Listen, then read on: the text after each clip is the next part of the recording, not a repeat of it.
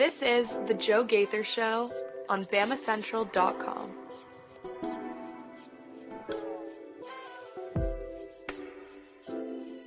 Good morning, Tuscaloosa, Internet World, West Alabama. How are we doing today on a Wednesday? It's the Joe Gaither Show on Bama Central, BamaCentral.com, Alabama Crimson Tide on SI.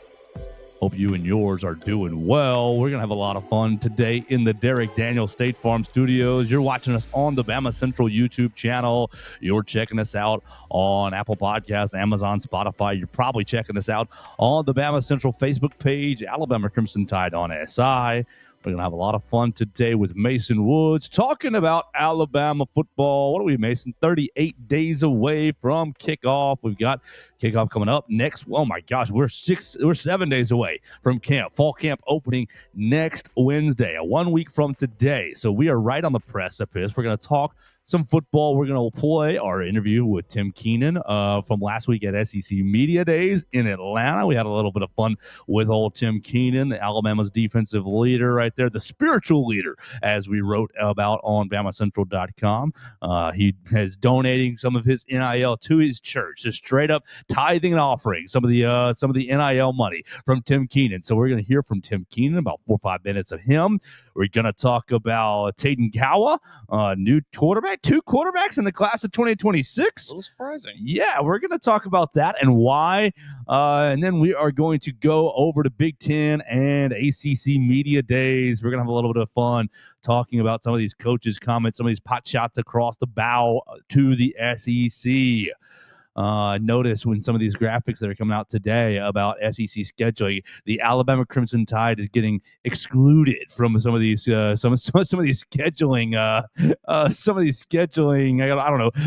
trolling jobs because Alabama's playing not 1 but 2 Power 5 opponents, Power 4 opponents this year in 2025, and really has a lot of Power 4 opponents coming up over the next decade. So, we got a lot to get into today. I want to remind you that we are brought to you by Derek Daniel State Farm Insurance. You can find Derek right here in Northport, Tuscaloosa, Alabama. Well, no, Northport, Alabama. We're right up Highway 69 North, just past the Tiger Rock on the left. Derek Daniel, like a good neighbor, State Farm and Derek Daniel is there with your home, life, and auto insurance needs. 205-758-3391. He's got a full house upstairs right now. You can go ahead and get on the phone with some of his people, get you a very fast auto insurance quote. I told you a couple times on Monday and on Tuesday that Derek Daniel helped me with my homeowner's insurance. I've had my homeowner's insurance with him for many, many years, but finally had to use his assistance over the weekend. A little bit of a power line going down, and Derek was like, "Okay, call this person, call that person, call this person, and we'll get you back online very soon." And yes, the power is back on in the house very, very soon. So Derek was excellent at taking care of the Joe Gaither household over the weekend, and he'll take care of your household as well. All you got to do is call him 205-758-3391. With that, we get into it with Mason Woods. Mason had a fairly decent day yesterday, getting a recruiting article up on BamaCentral.com. Follow Mason Woods at MAWoods_ on the Twitter machine. Good morning, Mason. How we doing? Yeah, doing good. Like you said, a little bit of news in the Bama sphere. Alabama getting the commitment from the 4-star quarterback Taden Kawa. Now, some people I saw questioning the validity of that 4-star ranking. He is a 4-star as according to the 247 Sports composite ranking. So argue with your mama on that one. 6'5", 235 pounds. Kind of a similar skill set, I would say, to Jet Tamala, maybe a little bit more able to extend plays with his feet, a little bit, he had like 300 some odd yards rushing last year, so maybe a little bit more athletic, but big time arm, can make a lot of the throws that you want him to all across the field. I'm interested to see what this means for Alabama moving forward, how these 2 quarterbacks are going to be competing really with the guys that will be remaining after this season. So we'll talk about that here in just a little bit, absolutely, because that was the biggest piece of news for Alabama football yesterday, besides all the trash talking from all these coaches. Now, Alabama wasn't specifically in any of these coaches' mouths, which I do appreciate, but it was big shots at the SEC and their scheduling model. Look, I just think we just need to go to 9 conference games and shut everybody up. But we'll get into that in just a little bit. What I want to lead the show off with is our interview with Tim Keenan. Our friend Katie Wyndham has a Bama defensive line breakdown on BamaCentral.com. She handled the position preview today. She's now knocked out 2 of the position previews in the first 3 days. She did running backs on Monday. She did defensive line this morning. You can read it. She got James Smith right there. Good, Katie, well done. That's the man this year. I know we're about to hear from Tim Keenan, but it's about to be James Smith wrecking shop, is my opinion, this season. So well done, Katie, with the cover image of James Smith on there. We're going to hear from Tim Keenan. She wrote running backs and defensive line. I did linebackers yesterday. I think we're going to have quarterbacks and wide receivers to close the rest of the week. And then next week, we'll get into the big boys, offensive line. We'll have defensive backs, specialist, and who did I miss? Tight ends as well. Cannot forget about the tight ends. So let's hear from Tim Keenan. 4 or 5 minutes from Alabama's defensive line leader. Tim Keenan would join me at SEC Media Days, and we appreciated his time. I appreciate the SIDs. Want to thank all the SIDs that were there. You had Steven Gonzalez, Nick Searcy, and Aaron Suttles from Alabama was walking around the players. I appreciate all 3 of those gentlemen for allowing me some time with their said player. This is our interview with Tim Keenan. I'm Joe Gaither with BamaCentral.com. Alabama Crimson Tide on SI. Okay, then. Glad to talk to you. We see you in the season. You look a whole lot more better than you and now more. Yes, sir. Yes, Jim, as a Ramsey Ram, what's it mean to you to be here today representing Alabama from Birmingham and being here to represent Alabama?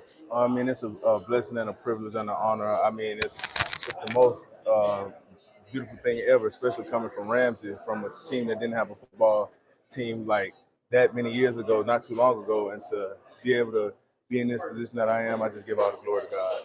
Well, you were a great player under Coach Saban and his system, and you're still a great player under Coach Womack's system. What's the biggest transition? What's the hardest part about changing from Coach Saban's 2-gap system to Coach Womack's system? It's just all about adapting. You got to learn how to adapt, because if you would go to the league, you'll learn a whole new system. It just is the same way. So it's about attention to detail, how fast you want to learn things, how fast you want to, grasp a concept and really get on that field. But Coach Womack, his plan and his scheme has been amazing of everything. What do you think is the best part about your game? Just my consistency. Feel me? I'm consistent in what I do. You can count on me, like to go make a play when the play need to be made, and just how I am. Like I'm a real low maintenance guy. Absolutely. What would you say? Obviously, the team goals are very, very high. Mm-hmm. What's Tim Keenan's goals for himself individually? Just to be the best player I can possibly be the best teammate, be the best leader I can be, just be the best player I can be in just a consistent day-to-day basis. Of course, I want to break records and do all this other stuff, but it's just hard work. I don't want to look too far ahead, and it's okay to have goals and dreams, but you got to be where your feet are, most of all. Who would you say is going to be the unsung hero of this year's Alabama defense? It's going to be a lot of them. I say that. Like, there's going to be a lot of guys that's played like very important parts that you may not know off the bat, and I don't want to name names, so I don't want to forget none. Absolutely. What's it like playing for Coach Roach, and what's your relationship like with Freddie Roach? Coach Roach, it's amazing. He makes it feel like high school as far as relationship-wise. But as far as developmental standpoint, he's going to get you to the best, the best technique possible. He's going to develop you. He's going to coach you hard. He's going to get on your tail. But once you get there, it's levels with it. When you're a freshman, he's on you hard. Like now in the position I am, it's really like learning the different type of angles and different little steps of the game. Now we can talk like that. So I thank God that Coach Roach was able to be my coach.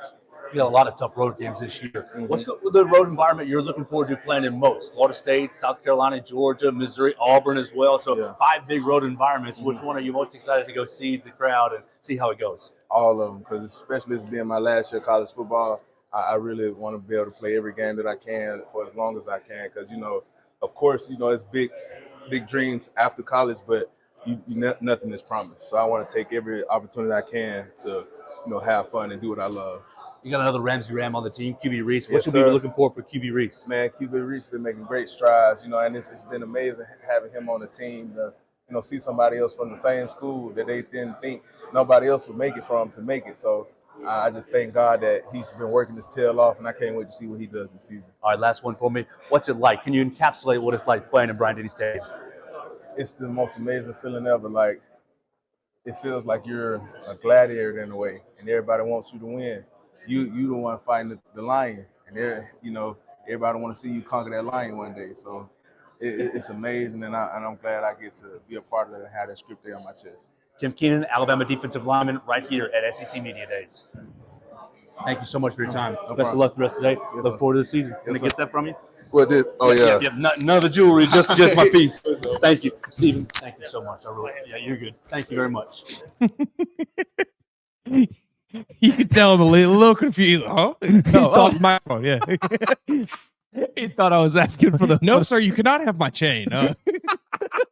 Oh man, I hate to tell him, but like Tim, I think you're the lion in this situation more often than not. You're maybe not the gladiator. You are the lion. You are the one eating the gladiators in this arena here at Bryant-Denny Stadium. But however, I do like that analogy there. I recently watched Gladiator 2. I still haven't watched about 2 weeks ago. Good 2 movie? or 3 weeks ago. Yeah, it was about a B minus. Not as good as the first. It was about a C plus to me. Yeah, no, it was good enough to watch it. I was happy that I did watch it. I was like, okay, that wasn't a complete, but it as far as comparing to the first, not even holding a candle. Yeah. It seems to be the way things go with these, reboot sequels, whatever you want to do, especially when they're this far removed from the first one. It just seemed like it tried too hard to connect to the first one. Yeah. To like make sure that, hey, this guy is tied into that guy and this character is tied into that character. And I was like, you're forcing it a little bit. Tim Keenan, defensive lineman at Alabama, really get just a lot of, not a whole lot of meat there, but a good bit of just time to see him. He's always been good in Malmore as far as being a good interview. I'm looking forward to seeing him this year. The biggest thing to me that really I took from that little 4 or 5 minutes was him talking about the difference between the Nick Saban system and the Kane Womack system, and really saying it doesn't matter. It doesn't matter if I play in the NFL. I have to play in different systems. I'm going to have to show that I can adapt to different systems. You got 32 different NFL teams. You're probably running 3, 4, 5 different schemes in the NFL. Really, probably just 2. As far for his position, 1 gap versus 2 gap. And so I think that he's really embraced the Kane Womack system. I definitely personally just thought he was better in the Nick Saban. I'm gonna go head up on the nose guard and 2 gap the A gap right here. But I think that he's a quality player, and I'm looking forward to seeing him this year. I think so too. Certainly a little more impactful, I think, like you said, maybe prior to this past season, but he also was still getting familiar with a new, system. So we'll see this year if he can kind of reach his former peak, maybe, and maybe surpass it, maybe play himself into being a relatively high draft pick this year. I don't know. I expect pretty big things from Tim Keenan this year. I do too. I think that you got Theo Fernandez, who has compared him to, oh my gosh, who's the New York Giant, Dalvin Tomlinson. He thinks that he's going to be a Dalvin Tomlinson type, where he works himself into 2nd, 3rd round draft grade. And shoot, if you told me Tim Keenan's a second round pick, you're feeling good. Yeah, Dalvin Tomlinson carved himself out a nice career. Cash in some checks. That's what it's all about. People get so confused about an NFL career. Well, he didn't win Super Bowls. If you stay in the league and you're cashing 3, 4, 5 years worth of checks, you have a successful career. I saw someone say that Cam Newton was a bust the other day. You should never watch them again.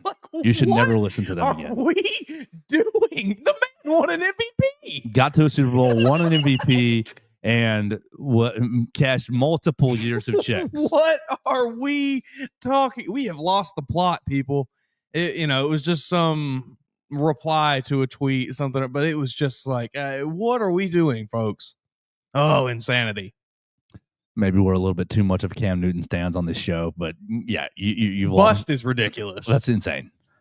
That is nuts. All right, so the defensive line, how we feeling, Mason Woods? You think that when's the last time Alabama had a dominant defensive line? Was 17? it 16, 17? Yeah, I mean, I'm not a big Fadarian Mathis fan good player, but not like Sure. superstar. Barmore was solid. Yeah, but he just didn't have enough Yeah. with him. And it was like, oh, maybe Barmore will get through the line. And Saban didn't love Saban. He frustrated Saban. I think he loved the skill set. Sure. I think he didn't love the recklessness. Yeah. I mean, yeah, I think you got to look back to what Jonathan Allen, Deron Payne, those years. Yeah, 16, I think, is probably Yeah. your answer. Superman sack. So, do you see a dominant defensive line in the trio of Tim Keenan, James Smith, and LT Overton? I guess you technically get the Quay Russaw as in the 4 of a 4-2-5, but I see Russaw as outside linebacker. I think the Wolves are an outside linebacker. I really think Alabama runs a 3-3-5, but you can't say 3-3. People get really icky when you say 3-3-5. They think about the old West Virginia 3-3-5 stack, and they think about, oh, that's bad defense. They get really icky with that. But I do think that Alabama is really running a 3-3-5 system. You see a dominant defensive line with Tim Keenan, James Smith, and LT Overton. Dominant is tough. I mean, I see a very good defensive line. I see an above average, certainly probably one of the top 3 or 4 units in the SEC, maybe a top 10 unit in the country. But do I see like dominant? This is the best defensive line in the nation. They're going to be winning awards. All these guys are about to go for first, second round draft picks. I don't know. I don't know. Really, just we just got done talking about Tim Keenan, how he kind of, I don't want to say struggled last year, but just wasn't as impactful as we were maybe expecting him to be. Now that was a year 1 in the new system, so we'll see all of these guys take a huge leap this season. But I don't think that you can necessarily count on that. I would expect all of them to take marginal leaps at the very least, sure. So we will see an improved group over last year, but I think we saw a good group last year. I think we'll probably see a very good group this year. I don't know that we'll necessarily see an elite group. All right, so looking at Katie Wyndham's little project here, you've got, good for you, Katie, putting the Bandits with the defensive line. Good for you. Well done. Since I took Wolves and put them with the linebackers yesterday, Katie, she's the best. She's the absolute best. If you're not following Katie Wyndham, follow her at Katie Wyndham _. Follow her and send her a comment this week congratulating her Saturday, her pending nuptials. So far, everything that I've heard is everything's going great, so can't wait for that on Saturday. What do you think? I asked him about unsung heroes. So let me throw out some names here because I've got mine. Okay, and I've got who I want it to be. Okay, perfect. Deontay Lawson on yesterday's show really said, man, the whole defensive line. He copped out, but he did give us a piece.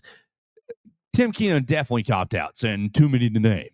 But I think if we combine Deontay Lawson's answer and Tim Keenan's answer, do some inferring. Yeah. I think that there are some defensive linemen here that could pop. We've talked about a lot of DBs, and this question's really derived from Bray Hubbard's season last year. But I think the DBs are pretty much well known, unless you're looking at a Xavier Mincy who just comes off the bench and comes from not nowhere, but comes from zero production to a lot of production.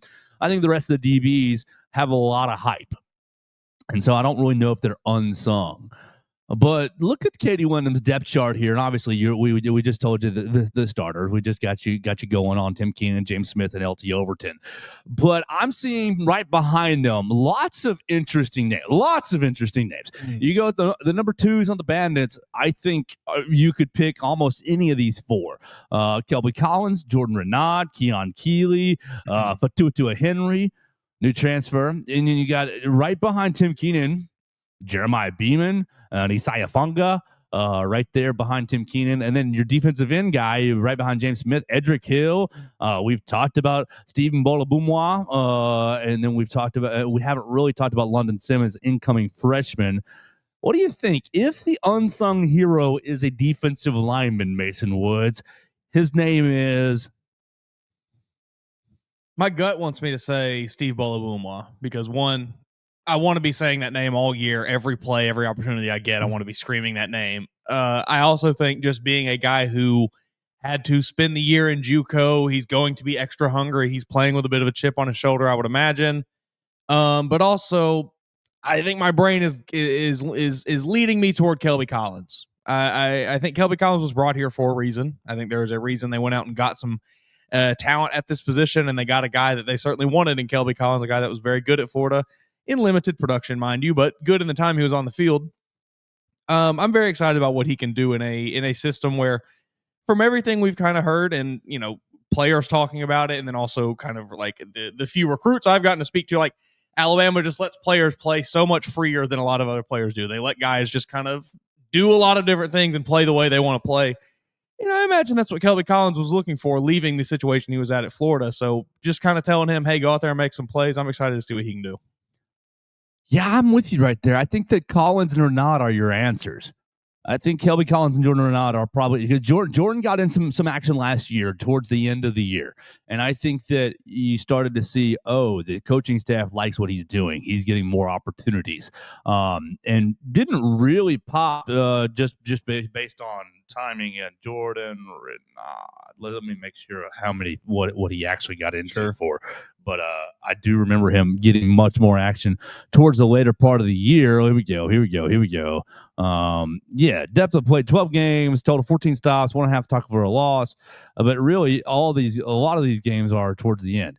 Tennessee, Missouri, LSU, Mercer, Oklahoma, Auburn, Michigan. 3 tackles against Michigan. Ugh, what a terrible game. I've erased the Michigan game from my memory. Yeah, I don't really know that you can count that performance against anybody on this defense or anybody on this team for that matter.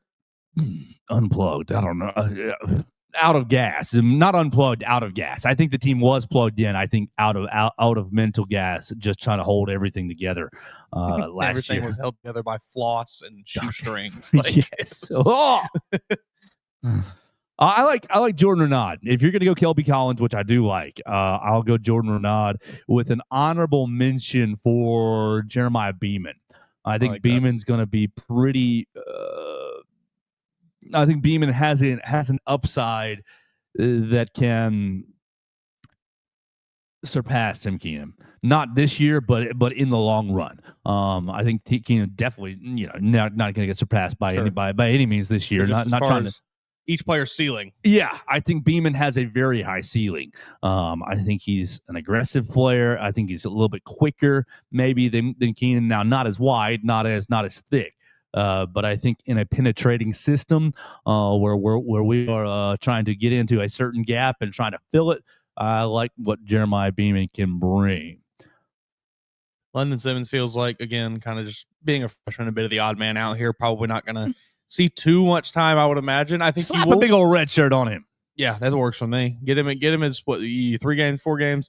Get him his limited time and some blowout games if you want to get him on the field a little bit, and throw your red shirt on him, because I mean, being a 3-star guy at Mississippi, it's not like you really expected him to be an instant impact kind of player anyway. I think this is a guy that you took as a more developmental prospect to begin with. So let's just let him learn behind some good players. Did we talk about it last Friday about my red shirt idea for these cupcake games? Yeah, I think so. Okay, just making sure. Like, we got to get him in against ULM. We got to get him in against Eastern Illinois. Obviously, we need to win those games. Alabama needs to win those games, but you need. I have a feeling, specifically Eastern Illinois, you're winning that game if we put the coaches on the field. Freddie Roach still got some snaps in him. I think you might. Freddie. What was he, number 9? Was he not 9 at Alabama? I think he was. That sounds right. Of course. Every picture is him as a coach. They're 8. Oh, one off. Not good enough. Too young. Freddie was 04, 5, 6, 7 because he played with D'Amico Ryans. Yeah, that was just before I really got locked into paying attention. Yeah, so we'll see what Freddie can do with these guys. All right, let's talk about Freddie. Let's talk big about year Freddie. for him this year. Yes. I don't think his seat is hot by any means. That's the question, really, because you've got people in the Alabama sports sphere who do not like him. Mm-hmm. And I'm not one of them. I want to make that very, very, very clear that I am a big Freddie Roach fan. Yeah. I think that what he does for Alabama in the recruiting sphere is very important. And I think that he is developing these players fairly well. But I'm thinking of somebody specific that has a real eye against Freddie Roach. And basically, we were at SEC Media Days, and he was still doing well, if Freddie can get these guys coached up, then maybe they'll be good. And I thought, well, what's your opinion on Coach Roach and what this group's going to need to do to silence some of the haters? Or will the haters just always be there? I mean, the haters will always be there. I think that's a given. Now, in order to quiet some of the less confident ones, I think you can do some things this year.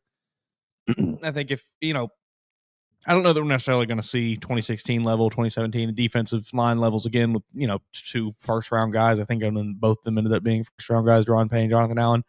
But I think you can get that feeling back a little bit of a really good, just almost at that elite level defensive line. And, Alabama has been missing that for now several years. I don't know that it's necessarily Freddie Roach's fault, because I think that Freddie Roach, his impact on this program goes so far beyond just what happens on the field. Like, it's invaluable. He is so like, what he does is so important. He is such a massive figure on the recruiting trail in getting all of these guys to come to Alabama. I don't think you can just throw that away or ignore it. But he certainly needs to maybe produce a little more on the field than he has.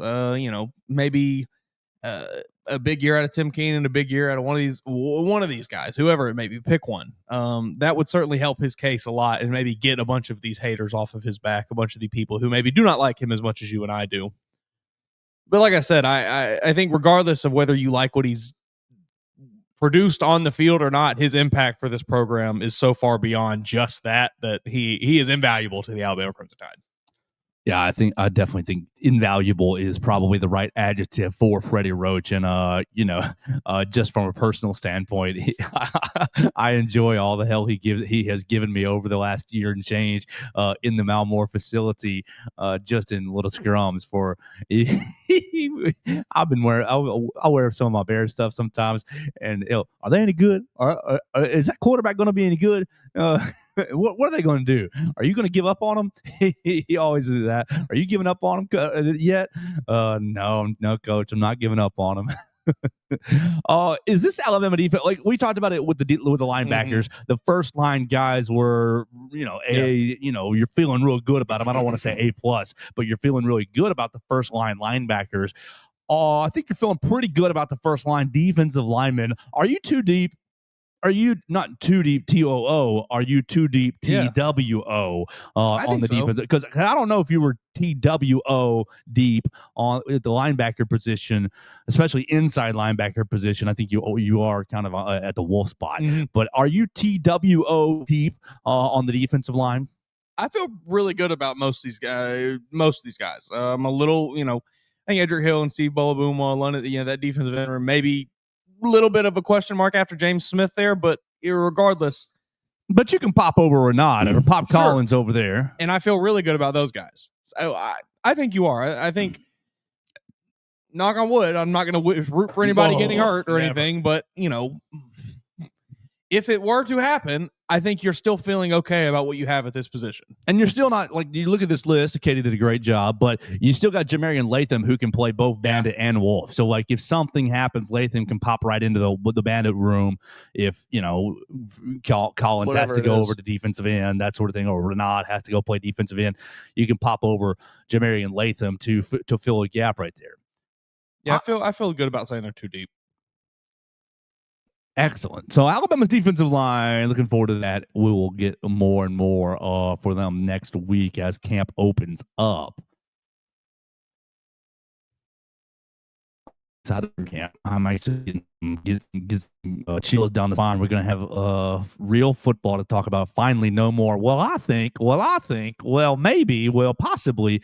Golly, I'm sick of that. I'm ready for the summer string of hypotheticals to be running out. We can watch some film and we can see some guys and Oh, make some projection. Now, you know what's going to happen, Mason. We're going to get invited to 3, 4, 2, 3, 4, 5 practices for our 15 minutes a pop. And all of our colleagues are going to say, well, Billy Smith looks so good. Billy Smith is going to be an All-American. The jump from the spring to fall camp cannot be overstated. The way that he hit those pads is much harder than he hit them in the spring. I mean, I'm looking forward to it. It just lets me know that football is back. Overreaction season 2 is here. So when Billy Smith's hips in the drills are just so fluid. I have never seen this level of readiness from a freshman. The anticipation that Billy Smith plays with is just otherworldly. I can't wait till Billy Smith gets on the field. Yeah, well, it's gonna be a lot of that. It's gonna be a lot of quarterback reports. A lot of, I saw Keelan Russell throw one pass. He might be a starter. Ty Simpson's release is just incredible. The ball is jumping out of his hands. Somebody will have one bad day, and God forbid someone sees it, and they will be cast to the wolves. That quarterback is Charlie Smith falling behind the competition. I mean, quarterback Ty Simpson getting a little bit of media fodder the last 24 hours or so. I saw his dad put out that nice, lovely video of him.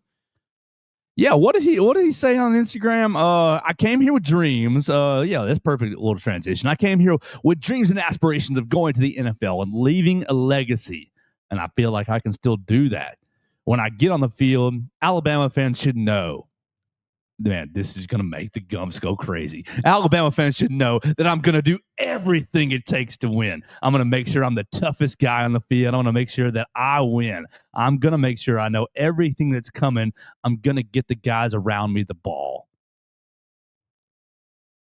Can I can I bring you from 6.5, from 5.5, 6.5 to 8 with that quote? Come on, baby. That quote does nothing for me. That provides me no context for what he will play like on the field. Other than tough. I might play recklessly with my body. Tough. And get hurt in the opening game.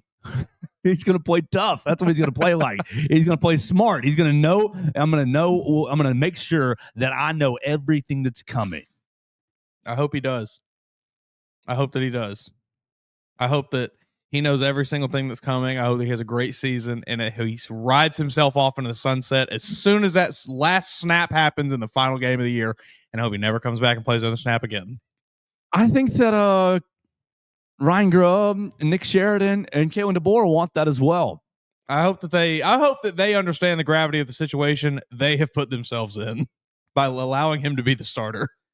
Yeah, I think that's a good transition for where we're going with here with Taden Kawa, because if Ty Simpson has a B+ year and he sees Cade Klubnik and Lenore Sellers and Arch Manning and Drew Aller and Garrett Nussmeier all say, hey guys, that's not gonna get you there, buddy. We all had a good year. The NFL is calling. And he says, man, 5 first-round quarterbacks. Do I really want to go? Do I want to be a 2nd, 3rd, 4th, 5th, 6th-round quarterback? Quinn Ewers, 7th-round quarterback, right? Mm-hmm. Or do I want to come back to school and try to lead the boys again, second line, and leave a legacy? Oh, man, a legacy would look a whole lot better with 2 years rather than 1. Oh, man, I think that is worst case scenario. Yes. Ty Simpson fans, any of you that are listening, you need to realize that's your worst case scenario. He cannot come back for another season. I don't care. I hate saying this. I do too. It's uncomfortable. I don't want to say this. It's uncomfortable. Look, I know I've said, I know I have not been a fan of Ty Simpson. I will continue to not be a fan of Ty. I like Ty. I like him as a person. Don't think he's a bad guy whatsoever. I don't want bad things to happen to Ty. But that's your worst case scenario. He cannot stay for longer than this year. Yeah. You can't have a logjam at quarterback. I'll take a logjam at every other position on the field. Can't have it at quarterback. I had a B+ year. We went 10-2. They left us out of the playoffs because we lost to Georgia and South Carolina. We didn't make the SEC championship game. Bama Nation, I'm back. We got a New Year's Six bowl game instead of a playoff game. Probably we won it or lost it. Sure, great. Either one, it doesn't matter at that point. It's a bowl game. It's an exhibition. It doesn't matter, and you get jobs not finished.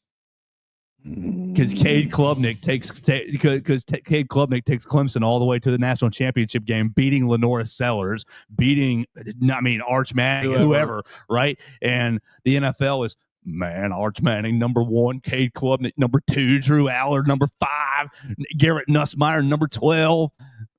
Oh! That's the problem that you're facing right now. I've said it's 9 months ago. And I think that leads us right into what happened yesterday, because Alabama gets their second quarterback commit of the class, Taden Kawa, out of Utah, right? So I'm going to put his tape on because I haven't really looked at him. I've had a strange week, honestly, because of the power situation at the house. Thank you, Derek Daniel. Let's shout that out as I pull this clip up. Derek Daniel, State Farm, right here in Tuscaloosa. Call him 205-758-3391 for all of your insurance needs. Home insurance, life insurance, auto insurance. I was big on him with the life insurance when I was a married man. We'll get back on the life insurance as well. But if you have people that you care about in your life, you need to make sure that you have life insurance as well. Derek Daniel can hook you up with great life insurance. He's got me taken care of on the home insurance front and the auto insurance front. 205-758-3391. Like a good neighbor, Derek Daniel is there. All right, so Alabama gets a new quarterback commit. We talked to Jet Tamala about 3-4 weeks ago, really, at a 4th of July weekend. And so that was great to chat with Jet. Thank you so much for your time, Jet. If you missed that interview, you can find it on all the platforms. Just type in Jet Tamala, Joe Gaither Show. It'll pop right up. But not 3-4 weeks later, not even a month later, we're not out of the month of July yet. Alabama commits a second quarterback, Taden Kawa, 6'5". I missed the weight because I'm looking at the film right now. Out of Utah. What, Mason? 2 quarterbacks in the class? Yeah. I think this is the situation that this is the bet that you've made. Kalen DeBoer and Nick Sheridan and Ryan Grubb and the rest of the staff. But you weren't going to run anybody off. You were always going to recruit Keelan Russell. You were always going to recruit Keelan Russell. You were always going to have probably 1 quarterback in this class at least.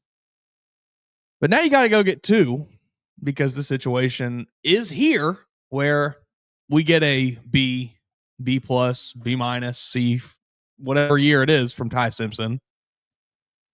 And he comes back to run it back again, and then you have a massive logjam at the quarterback room, and you are looking at Keelan Russell wanting to meet with you in your office. Austin Mack wants to meet with you and say, well, Lane Kiffin just offered me $1.5 million to come play football this season.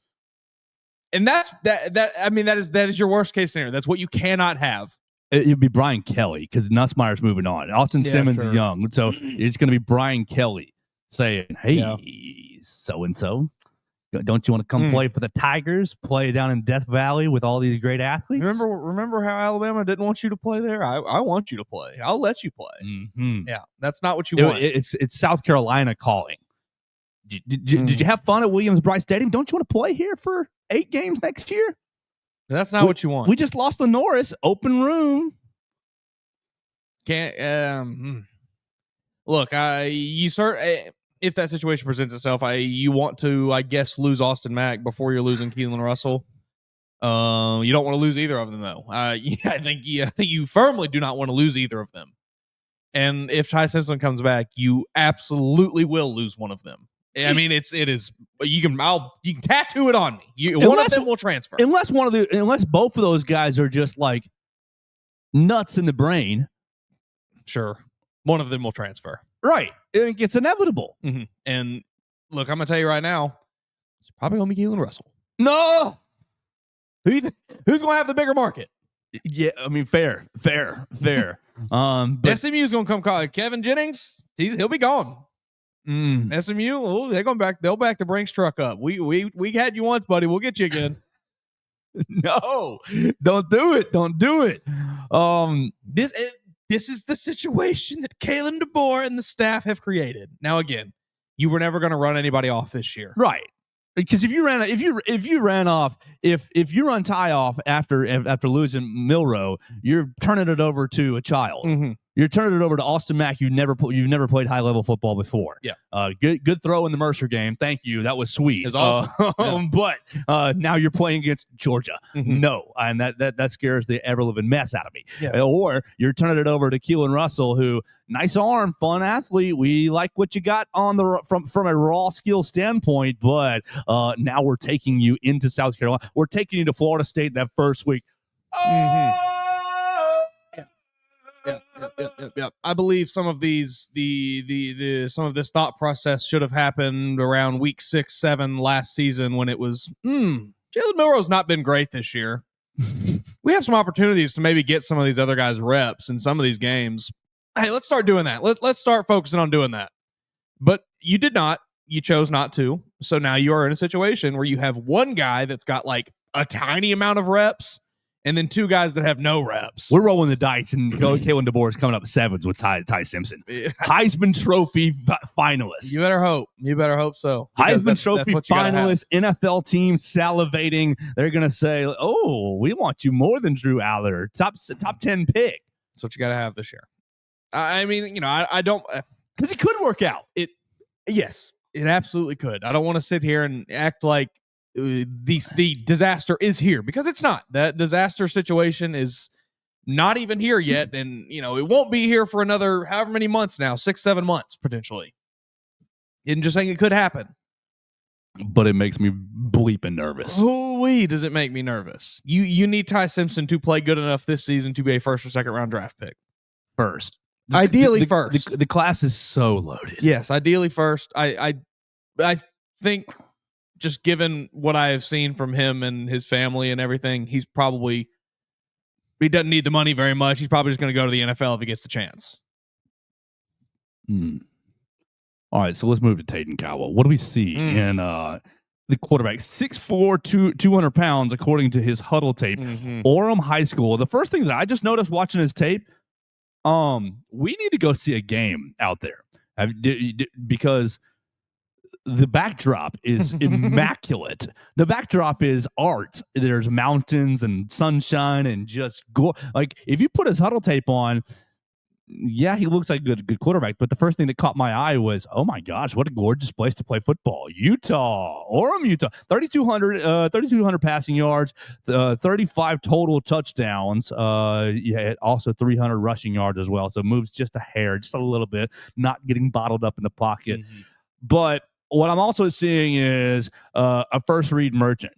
A little bit of I'm going to pick out my guy before the snap. I'm loading up, and I'm going to fit it in there, which is fine at a high school level, honestly. Sure. And a lot of these are really nice throws to that first read.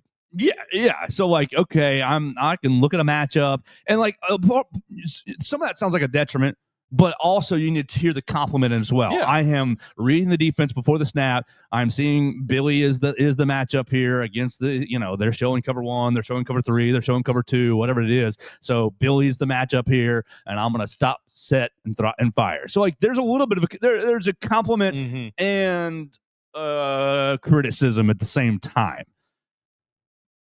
He can deliver the football. We'll say that, especially at the high school level. Tua Tagovailoa made himself a very nice career off of hitting that first read on a play. Knowing where to go and delivering the football. That's a very, very good quality to have. Now, is it always translatable at high level football? No. Not necessarily. But I think that he can deliver the football. I'm impressed by his escapability. He's able to weave in and out of pressure in the pocket and kind of keep his eyes downfield and make plays happen. Still, he's not necessarily just tucking the ball and running when he feels any bit of pressure. He does look like he has a strong arm. He's able to push the ball downfield pretty far when he does do it. I'm encouraged. I think, like I said earlier, I think his skill set, him and Jet Tamala have kind of a similar skill set as far as just. That was a nice red zone read. A big arm that can make a lot of throws. I don't know that Jet necessarily has the athletic upside that Taden Cowell does, but I'm impressed by both these guys. I think these are both the types of quarterbacks you were going after in this class. Neither of them are 5-star number 1 in the class or whatever, but they are both very solid options. All right, second watch through this tape. There's a couple of these where he's moving off his first option. There are a couple nice red zone read. There's a couple of these he's moving off his first option. I agree with you. The escapability, maneuvering in the pocket. That was a nice ball. Getting down the field. He stands in the pocket well. I'll say that. The pocket gets crunched a couple of different times, and he stands in there and delivers a football. So Jet Tamala or Taden Kawa. That's because that's what's going to come in the next couple of years. It's I'm a team Jet. I'm a team Caden. I think the likelihood that both of them are on this roster in 2 years' time, 3 years' time is probably slim. Right. You're looking at Eli Holstein, Dylan Lonergan situation where both of them come in and both of them depart in different times. Yeah, I think that's probably a situation you're looking at here.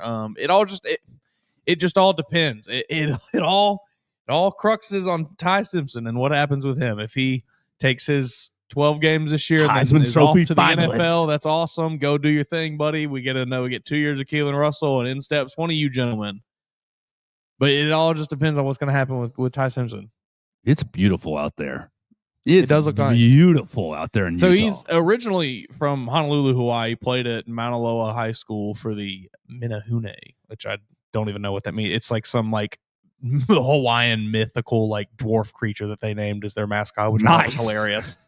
So yeah, he transferred this past season, and from what I have gathered, Orem is one of the top 10 high school football teams in Utah. So he's playing against at least as good of competition as he could be at that level.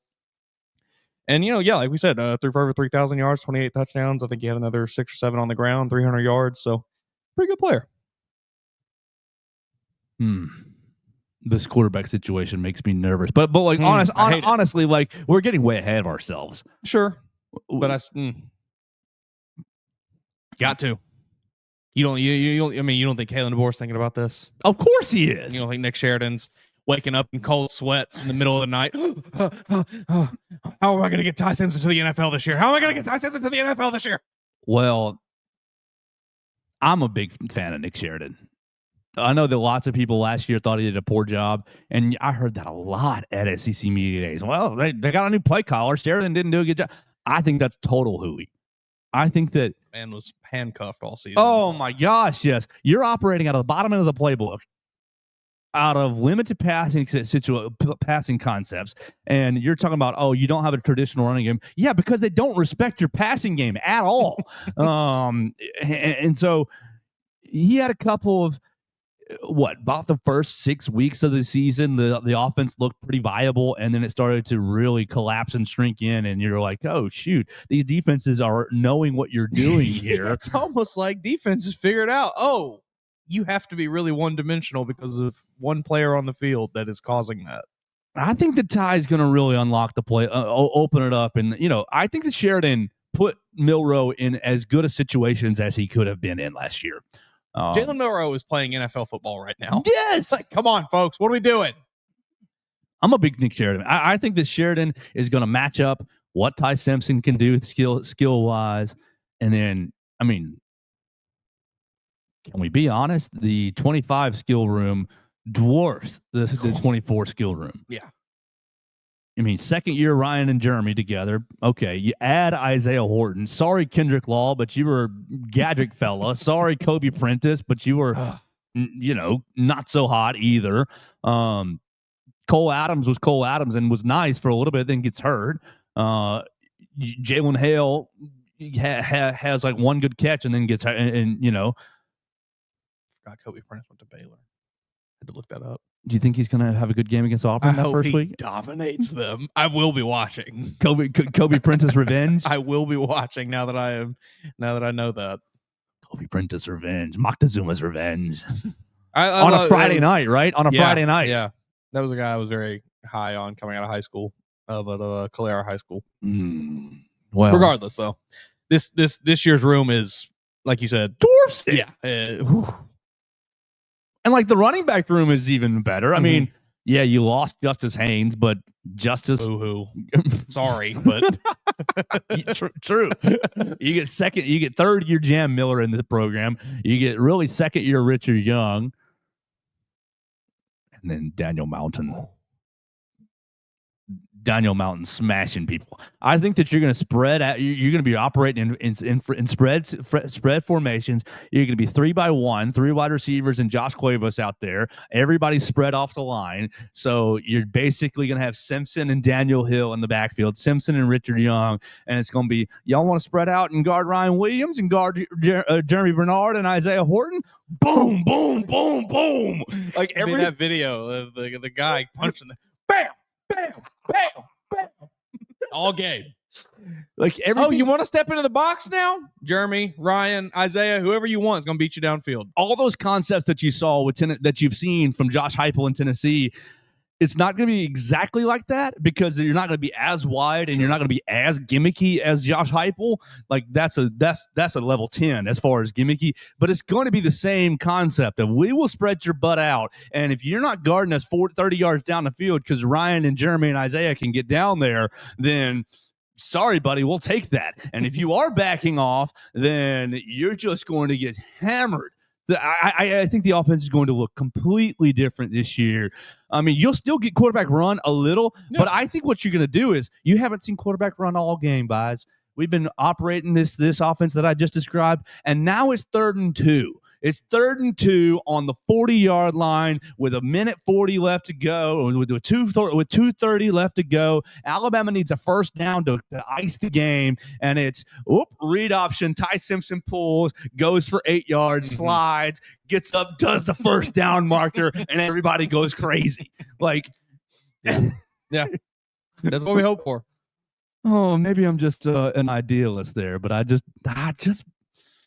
it's going to look a lot better. I think it's going to look a lot different this year with a quarterback who can read the defense and operate a variety of different passing concepts.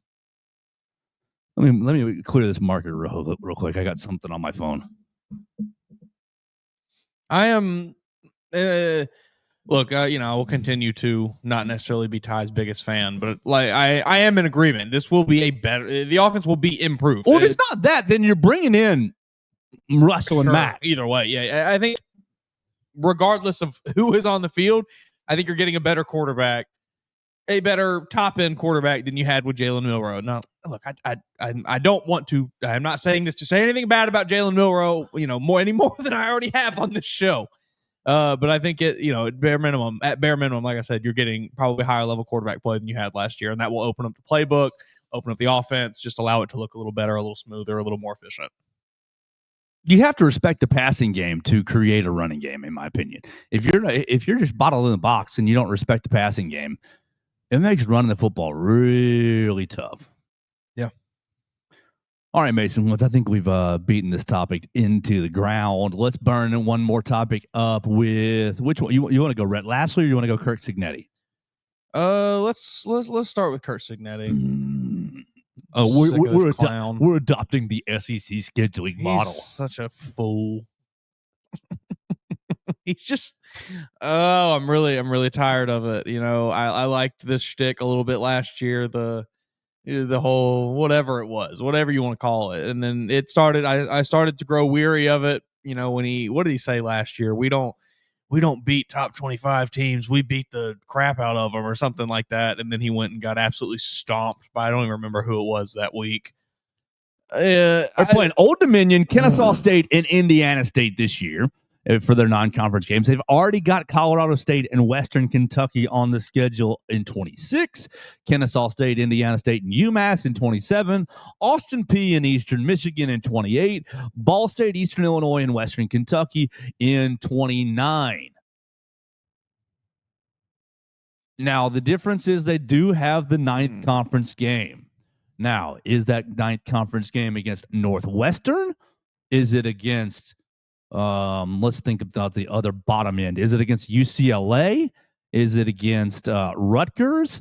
Or is it against Ohio State, Michigan, Penn State, those types, Oregon's? And it just depends on these conference schedules are so damn imbalanced. And it's the same thing in the SEC, but they're so imbalanced that you are able to hide inside. We play 9 conference games. We play 9 conference games. Well, are you Texas this year and you're playing Kentucky, Vanderbilt, and Mississippi State? Or do you get some, like, these conference schedules are so imbalanced that it is easy to hide inside. Well, we play 9 conference games. You're right. Are you playing Purdue or are you playing Ohio State? Like, what are we doing here? When you did play Ohio State, wrecked, demolished 38-15. And that was not a competitive at all 38. It was if I recall correctly, they were wrecking them. And it was like 38-0, and then it was a couple garbage time touchdowns for Indiana after Ohio State took their foot off the gas. Your best win last season was against the worst Michigan team of the last 4 or 5 seasons, 8-5, 5-4 in the Big Ten. You lost, I don't know what Curt Cignetti is I don't know where this confidence is coming from. He has not beaten anyone of note to earn this. Well, he's got the best. He said it the other day, the best Indiana season ever. The best he says sick, man. Number 1 out of 126 seasons. Yes, awesome. Everyone knows historically great Indiana football program. It's like what are we talking about? It's insane. That's not any sort of accomplishment. They got this year. Okay, your conference games. Oh, it's atrocious. Your conference game: Illinois at Iowa, at Oregon. All right, we love that. Good. Michigan State, UCLA, Maryland at Penn State, Wisconsin, and at Purdue. So really, better than last year. If you jokers, you know what they're going to do. They're going to lose at Iowa in that first road game.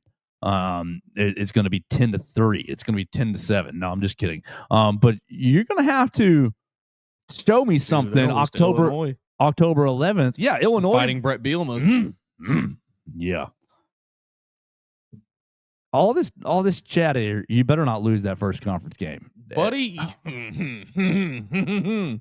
Your ass better be back in the playoff this year, buddy. Because if not, you got a long off season ahead of you, Curt Cignetti. I think you have a kind of a tough.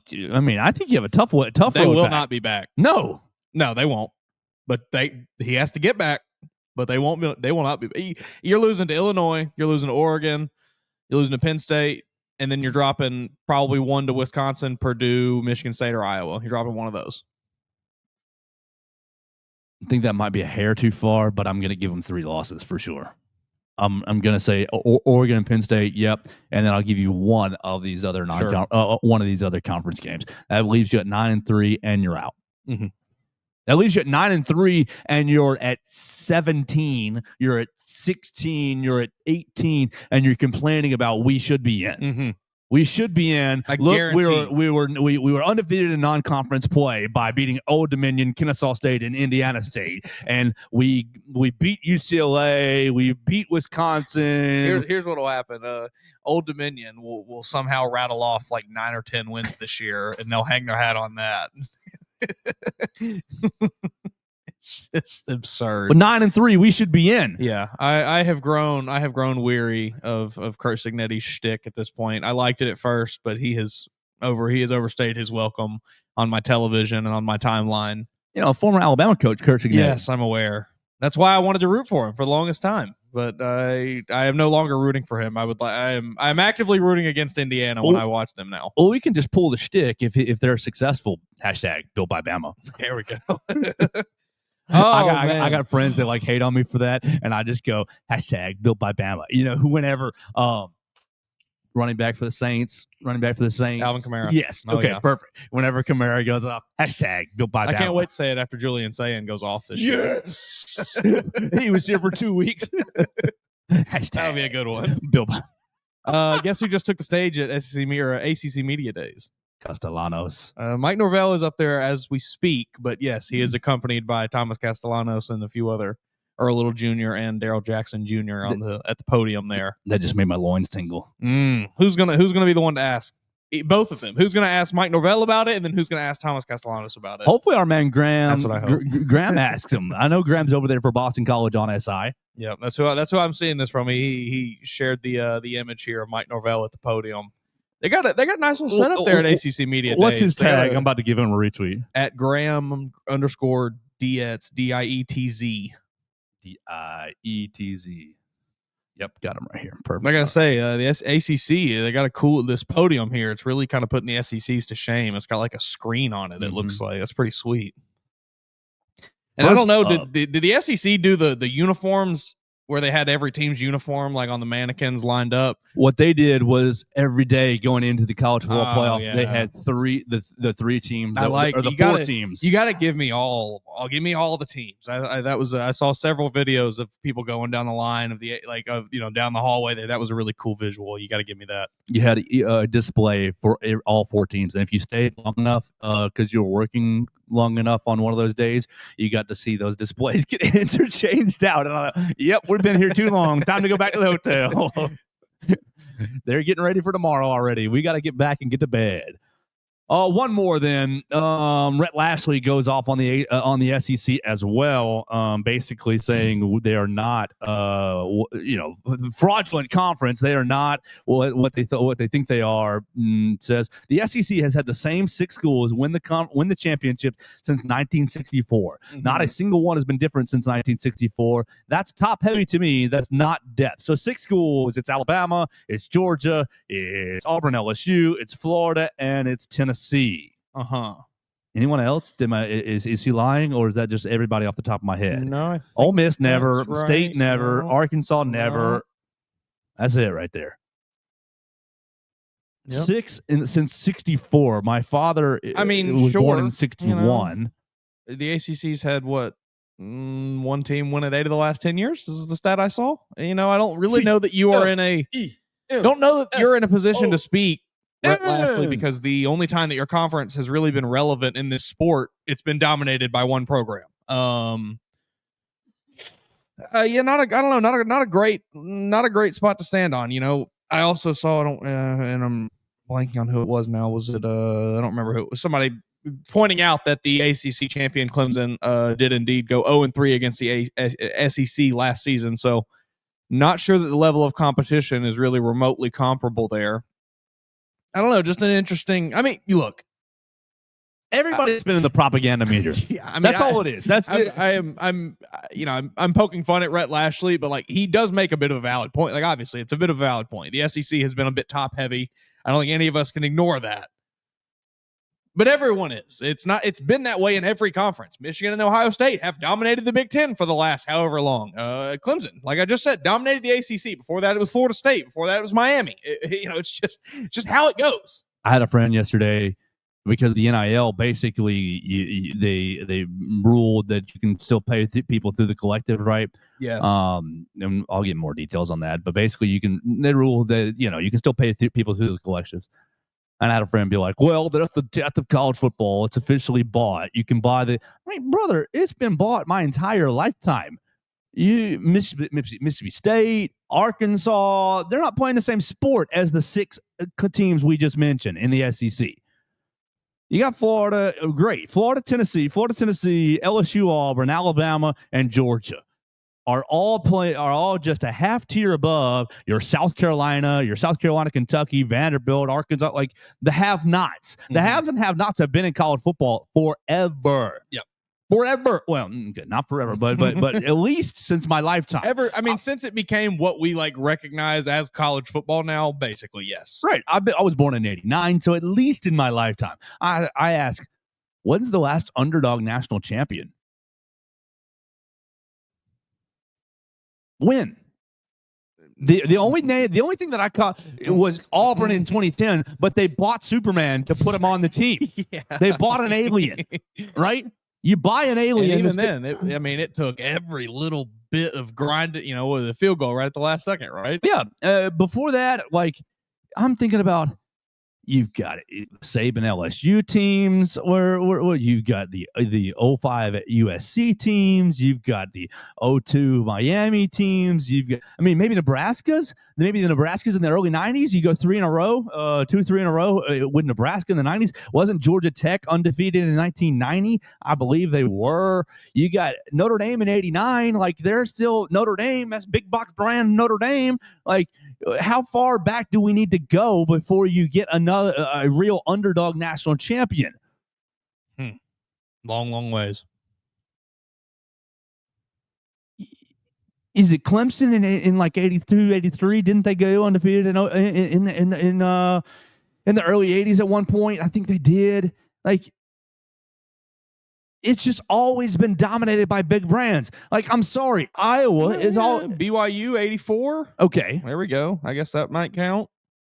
I mean, that was in like name only. It wasn't in, it was, they were. Is that Ty Detmer or Bo, or he was later?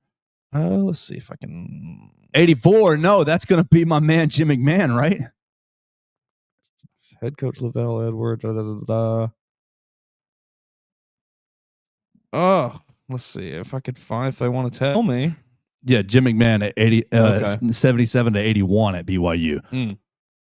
So a little bit after Cody that. Carlson. All right, great job, Cody. Like, but what are we doing? Like, yeah, you have Tennessee in 98. You got Florida State in that same era.